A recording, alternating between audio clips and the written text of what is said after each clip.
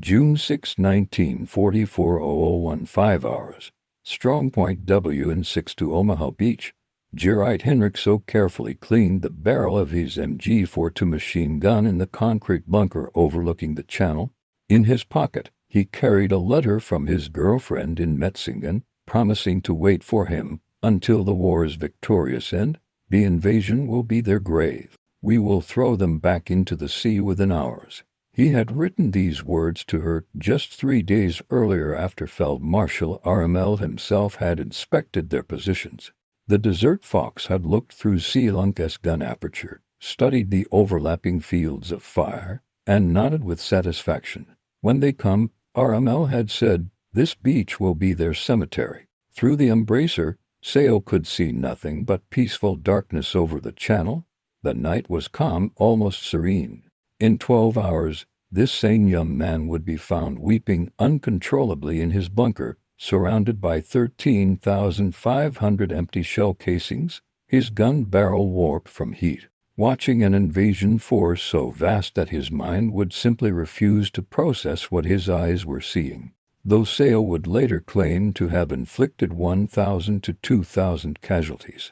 Historians consider this impossible given that total American casualties at Omaha Beach from all causes were approximately 2,400. The mathematics of German defeat were about to be written not in strategic assessments or intelligence reports, but in the shocked testimonies of soldiers who would witness the largest amphibious invasion in human history from the wrong side of the gun sight. The Atlantic Wall stretched 2,400 meters from Norway to the Spanish border, what German propaganda called the most formidable defensive line in military history. Along the Normandy coast, 58 divisions of varying quality manned positions that had consumed 17 million cubm of concrete and 1.2 million tons of steel. Hitler himself had declared it impregnable. The defensive preparations at Omaha Beach alone seemed to justify such confidence.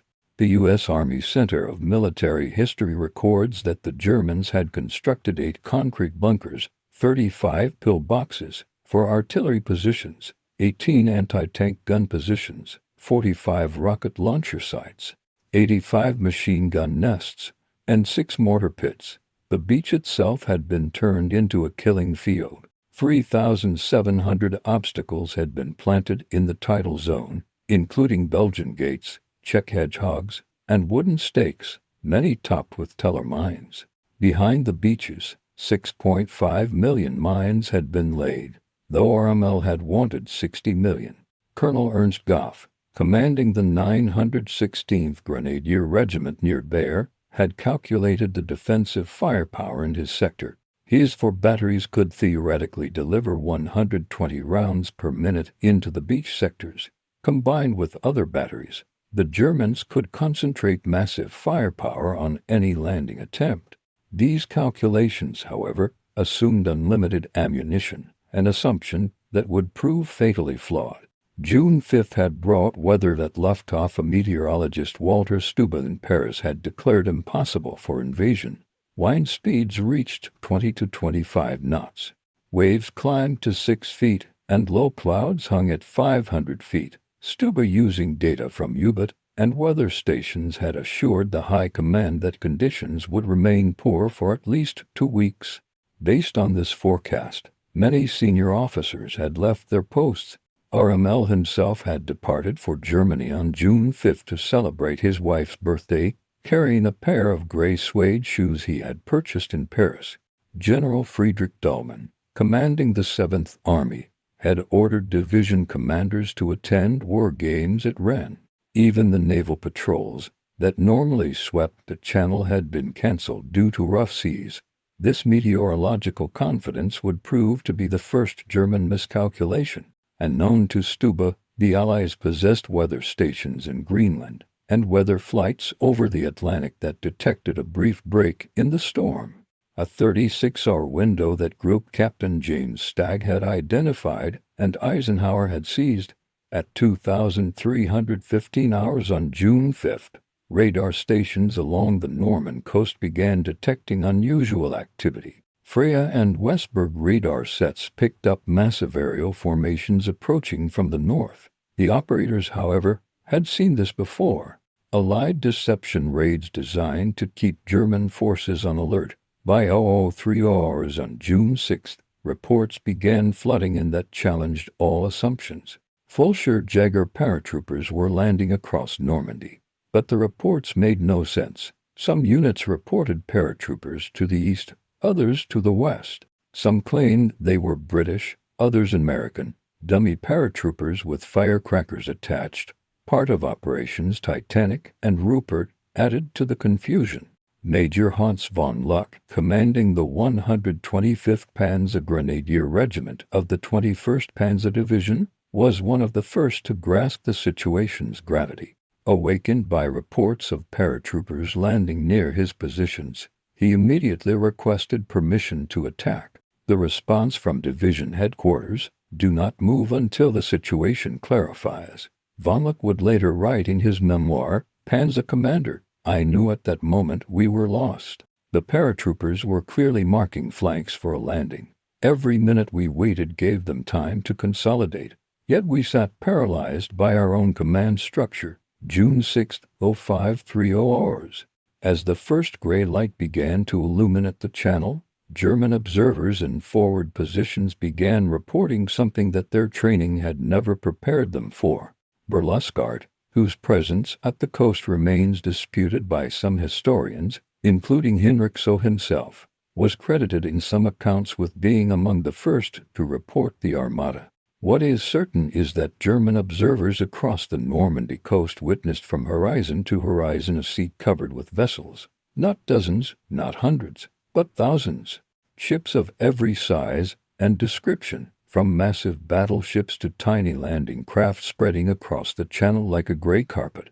The invasion fleet consisted of 6,939 vessels, according to official Allied records, 1,213 warships, 4,126 landing craft, 736 ancillary vessels, and 864 merchant ships. It was the largest naval armada ever assembled in human history. To the German defenders raised on propaganda about Allied weakness and division, the sight was psychologically devastating. Bernhard Furking, an artillery officer at Wind 62 who would be killed later that day, reportedly told his men that they were witnessing the whole world arriving on their doorstep. At 0535 hours, the naval bombardment commenced. Nothing in the German defenders' experience, not the Eastern Front, not the heaviest RAF raids, had prepared them for what followed. The battleship USS Texas alone fired to 5514 shells at Point de Hawk in 34 minutes, according to Naval History and Heritage Command records. Humswarsbite, the first ship to open fire on D-Day at approximately 0500 hours, would deliver over 315 shells in the first 2 days, including 96 rounds fired at German positions on June 9. The cumulative bombardment from the naval force exceeded anything the Wehrmacht had previously encountered. According to German veterans' accounts collected by the German Federal Archives, concrete bunkers designed to withstand any bombardment cracked under the naval gunfire. Men were buried alive, dug out, and buried again as shells continued to rain down. The psychological impact was as devastating as the physical destruction. These fortifications in which they had placed absolute confidence were crumbling like sand castles. As the naval bombardment continued, the Luftwaffe's response revealed the true desperation of the German position. Oberstwasef Pips Prill commanding Jagdgeschwader 26 received orders to attack the invasion fleet with his entire force. His response recorded in the Wing's war diary. "What entire force? I have 2 planes." The Luftwaffe, which had promised air superiority over any invasion, could muster only 319 sorties on D-Day against 14,674 Allied sorties. According to U.S. Navy Office of Naval Intelligence records, Priller and his wingman Unofizier Heinz Vodacek made the only Luftwaffe attack on the beaches during the morning of June 6. strafing Sword Beach once in their FW-1908 fighters before fleeing from overwhelming Allied fighter cover. This single strafing run by two planes against an invasion force of thousands became a symbol of German impotence. The promised knights of the air who would darken the skies over any invasion had been reduced to a futile gesture. At 0630 hours, the first assault waves hit the beaches. German defenders, despite the bombardment, manned their positions and opened fire. What followed was carnage that shocked even hardened veterans.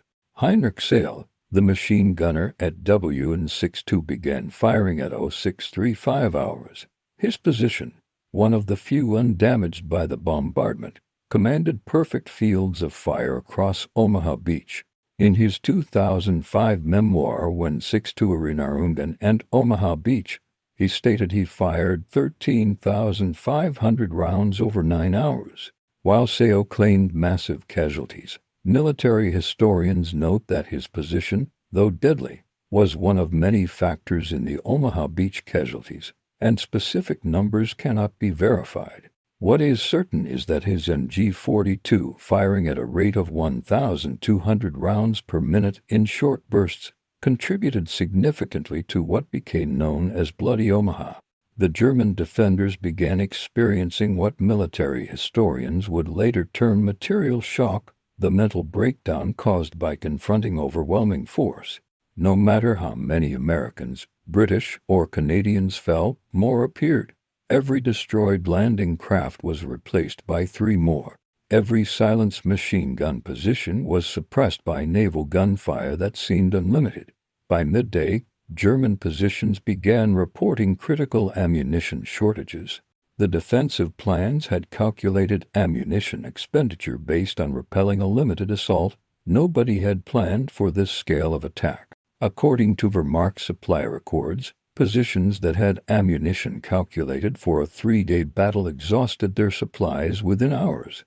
Artillery batteries, the backbone of the defense, faced similar crises. The carefully husbanded ammunition supplies vanished under the intensity of combat. Attempts to bring forward reserve stocks failed. Every road was under constant Allied fighter-bomber attack.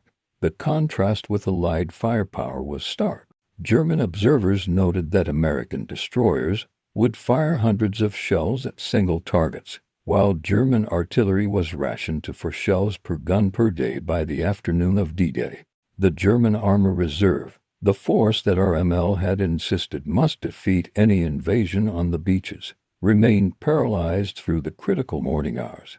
The 21st Panzer Division, the only armored unit close to the beaches, did not receive orders to attack until 1,000 hours, 4 hours after the landings began. When the 21st Panzer finally attacked at 1620 hours, they advanced between British airborne landing zones toward the coast. According to divisional records, they reached the shore between Lenner and Luke Summer around 1900 hours, the only German armored unit to reach the coast on D-Day. However, at 2100 hours, they witnessed the arrival of Operation Mallard, 250 gliders bringing reinforcements to the British 6th Airborne Division.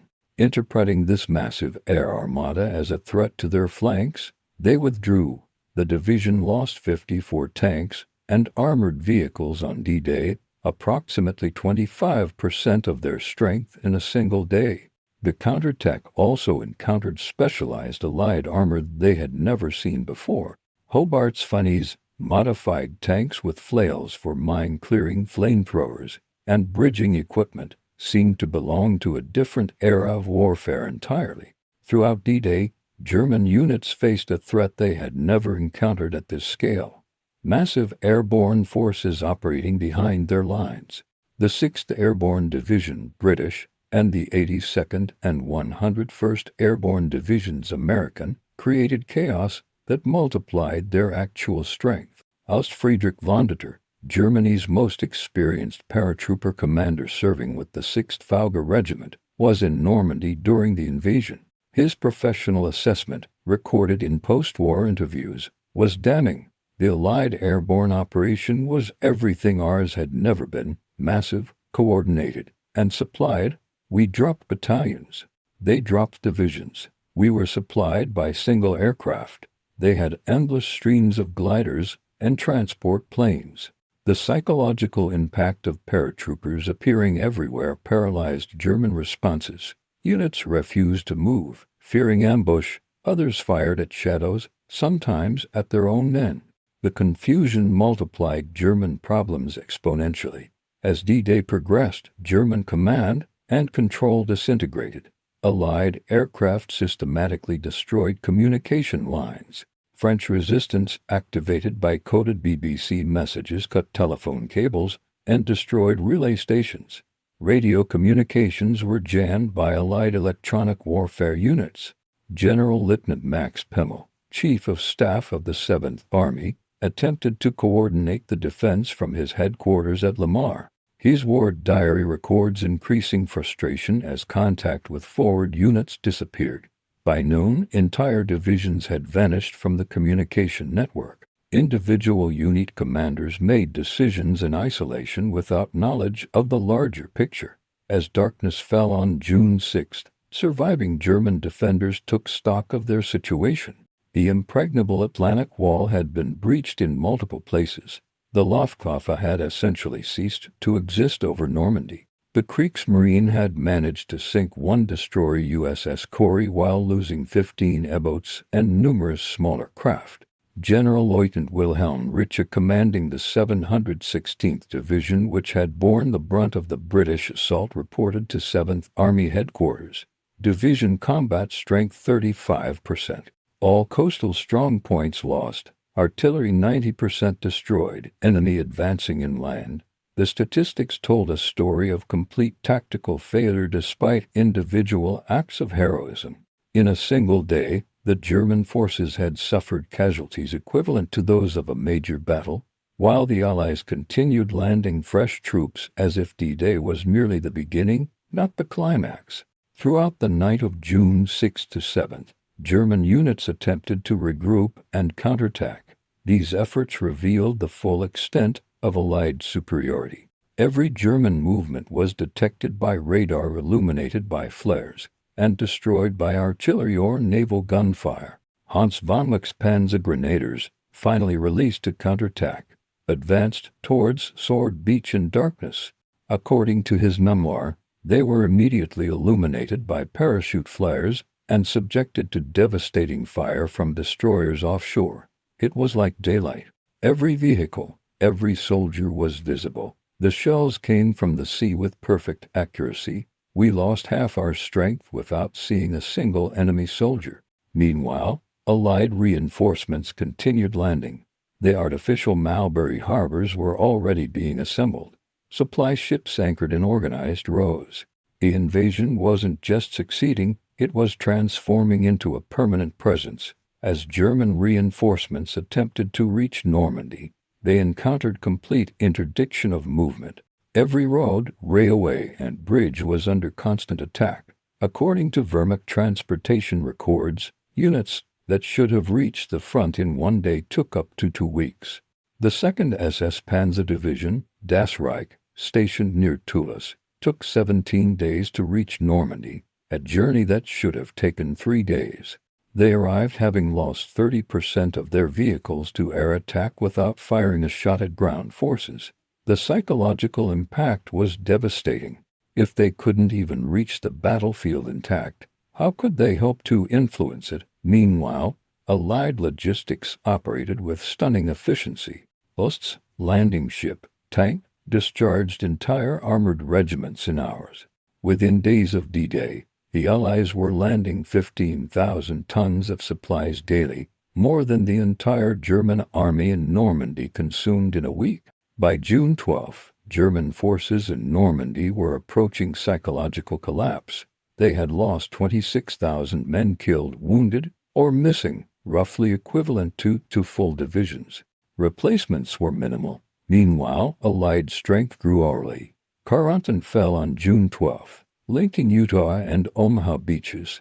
The German paratroopers of the 6th Fulcher Jäger Regiment, elite troops who had never previously retreated, withdrew in disorder. Their commander, Friedrich von der, reported to higher headquarters, My regiment no longer exists as a combat unit. The survivors are psychologically broken. On June 13th, SS Oberstammführer Michael Wittmann achieved one of the few German tactical victories in Normandy. According to British military records, he destroyed 13 to 14 tanks, 2 anti-tank guns, and 13 to 15 personnel carriers in the Battle of Villers-Bouage within 15 minutes. German propaganda seized on this victory as proof that German arms could still prevail. But even this victory revealed the futility of the German position. Wittmann's Tiger tank disabled in the battle was replaced by the Germans with difficulty. The British losses were replaced within hours. The tactical brilliance of individual German soldiers could not overcome industrial mathematics. Wittmann himself, with 138 confirmed tank kills across all fronts, was killed on August 8 when his Tiger was destroyed. Whether by British gunner Joe Hines of the Northamptonshire Yeomanry or Canadian forces remains disputed. The Wehrmacht's greatest tank ace was eliminated by an enemy that could afford to trade 10 tanks for 1 Tiger. The fall of Cherbourg on June 26 provided another psychological blow. This major port, fortified over 4 years and garrisoned by 21,000 men, was supposed to hold for months. It fell in 5 days of serious fighting. General Lieutenant Karl Wilhelm von Schleben, commanding the garrison, had proclaimed he would defend Cherbourg to the last bullet. Instead, he surrendered on June 26. In his post-war interrogation, he explained that resistance became meaningless against unlimited enemy resources, a theme that would echo throughout German accounts of Normandy. Operation Cobra, beginning July 25, delivered the knockout punch to German forces in Normandy. According to official U.S. Army Air Force records, the preparatory bombardment involved 153 heavy bombers, 380 medium bombers, and 550 fighter bombers, dropping over 4,100 tons of bombs in a concentrated area just 7,000 yards wide and 2,500 yards deep. General Lieutenant Fritz Baulein, commanding Panzer Division, reported to Army Group B, "My division is annihilated. The psychological effect on the survivors is indescribable. They are no longer soldiers, but broken men." The bombing was so intense that it killed Lieutenant General Leslie McNair, the highest-ranking American officer killed in the European theater, who was observing from what was thought to be a safe distance.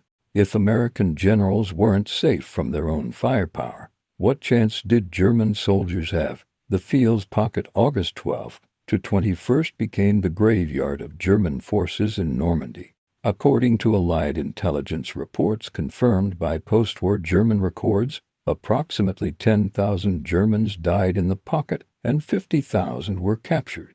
Over 300 tanks and armored vehicles were destroyed, along with 2,500 other vehicles. German soldiers attempting to escape described scenes of apocalyptic destruction. Roads were carpeted with dead horses and burning vehicles. Allied fighter bombers attacked in waves every 20 minutes. Artillery fell continuously. The systematic destruction was so complete that many soldiers simply gave up, preferring captivity to certain death. The final accounting of the Normandy campaign tells a story of complete German defeat. German losses June 6 to August 31. Approximately 320,000 casualties, 30,000 killed, 80,000 wounded, 210,000 missing or captured, 2,300 tanks destroyed, virtually all armor in France, 2,127 aircraft lost. Allied losses 29,672 casualties, with replacements exceeding losses daily. Approximately 4,000 tanks lost, replaced within weeks. 411 aircraft lost from a force exceeding 13,000. The disparity revealed the fundamental truth. Germany was fighting a nutritional battle it could not win against an enemy with virtually unlimited reserves. Professional German military officers provided the most objective assessments of the disaster. General Dienstruppen Heinrich Seo, who assumed command in Normandy after Rommel was wounded, reported to OKW on August 1. The enemy's material superiority is at least 20-1 in artillery, 10-1 in tanks, and absolute in aircraft. He can replace all losses within days. We cannot replace anything. General Hans-Bittel, Rommel's chief of staff, wrote in his 1949 memoir, Normandy proved that courage alone could not overcome industrial supremacy. We faced an enemy who had mechanized not just warfare, but victory itself. General Feldmarschall Erwin Rommel left the most powerful testament to the Normandy experience. In his final report to Hitler on July 15, 2 days before being severely wounded by Allied aircraft, he wrote, "The troops are fighting heroically everywhere, but the unequal struggle is nearing its end. The enemy's overwhelming superiority in men and material is beginning to tell. I must beg you to draw the necessary conclusions without delay." This was military language for complete defeat. Rommel, Germany's most celebrated commander, was telling Hitler that the war was lost. The Normandy campaign revealed that World War II had become a production war.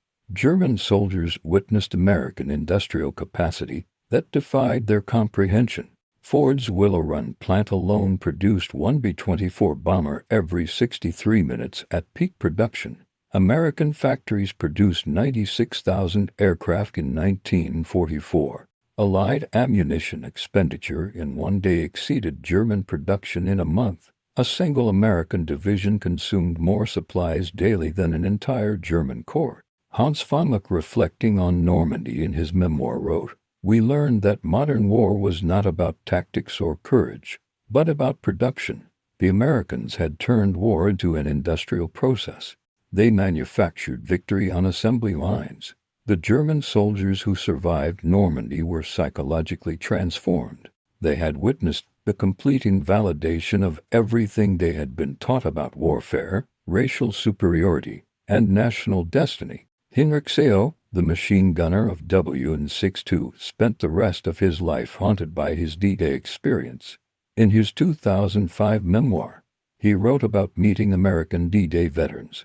"We all realized we had been young men thrown into an industrial slaughterhouse. My 13,500 rounds meant nothing against their unlimited replacements."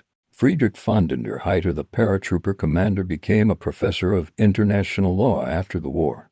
He wrote, "Normandy taught us that the era of warrior heroes was over. War had become a matter of industrial capacity, and we had challenged the world's greatest industrial power with horses and outdated dreams." D-Day, from the German perspective, was not merely a military defeat, it was a complete ideological and psychological collapse. Soldiers who had conquered most of Europe discovered that everything they believed about their enemies, their cause, and their capabilities was catastrophically wrong. They had expected to face weak, divided democracies. Instead, they encountered an alliance that had transformed war into an industrial process of overwhelming efficiency. They witnessed democracy's arsenal in action, unlimited ships, planes, tanks, and supplies flowing from factories whose capacity exceeded German comprehension. The German defenders of Normandy learned that modern war was won not on battlefields, but in factories, not by the bravest soldiers, but by the most productive societies.